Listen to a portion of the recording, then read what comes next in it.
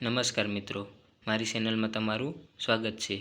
આ વિડીયોમાં આપણે તમે જ્ઞાન સાધનાની પરીક્ષા દીધેલ છે તેનું પરિણામ ક્યારે અને ક્યાં જાહેર થશે અને પરિણામ જાહેર થયા બાદ તમારી મેરિટ લિસ્ટમાં નામ આવ્યું હોય તો સ્કોલરશિપ કેવી રીતે મળશે તેની વિગતે ચર્ચા કરીશું। તો જોઈએ તો જ્ઞાન સાધનાનું સ્કોલરશિપનું પરીક્ષાનું પરિણામ અને મેરિટ લિસ્ટ ક્યાંથી જોઈ શકાશે? તો કે આ પરીક્ષાનું પરિણામ રાજ્ય પરીક્ષા બોર્ડની વેબસાઇટ સ્ટેટ એક્ઝામ બોર્ડની આ વેબસાઇટ છે તેના ઉપર મૂકવામાં આવશે અને આ સ્કોલરશિપનું પરીક્ષાનું કટ ઓફ કરતાં વધારે ગુણ મેળવનાર વિદ્યાર્થીઓની યાદી એ રાજ્ય બોર્ડ દ્વારા નક્કી કરવામાં આવશે।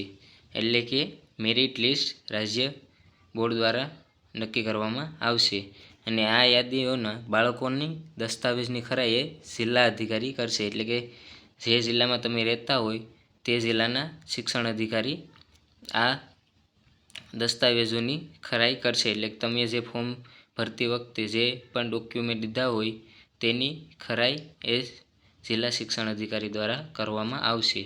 હવે મેરિટ આવ્યા બાદ સ્કોલરશિપ કઈ રીતે પ્રાપ્ત થશે?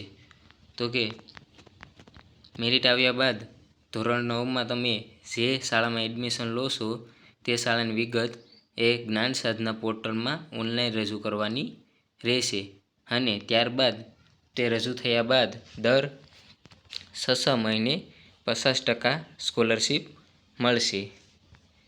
હવે વાત કરીએ સ્કોલરશિપ કેટલી મળશે? તો કે ધોરણ 9માં 22,000, ધોરણ 10માં 22,000, ધોરણ 11માં 25,000 અને ધોરણ 12માં પણ 25,000 મળશે।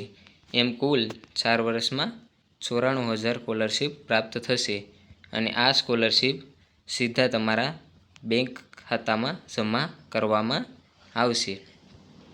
હવે જો સરકારી શાળામાં એડમિશન લીધેલ હોય તો તેને કેટલી સ્કોલરશિપ મળે? તો કે સરકારી શાળામાં કોઈ પણ પ્રકારની ફી ભરવાની હોતી નથી, માટે સ્કોલરશિપ તમને ઓછી મળશે।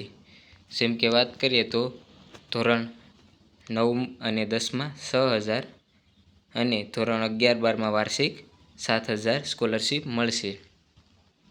જો ધોરણ 9થી 12ની વચ્ચે નપાસ કે શાળા છોડી દો તો આ યોજનાનો લાભ મળતો બંધ થઈ જશે।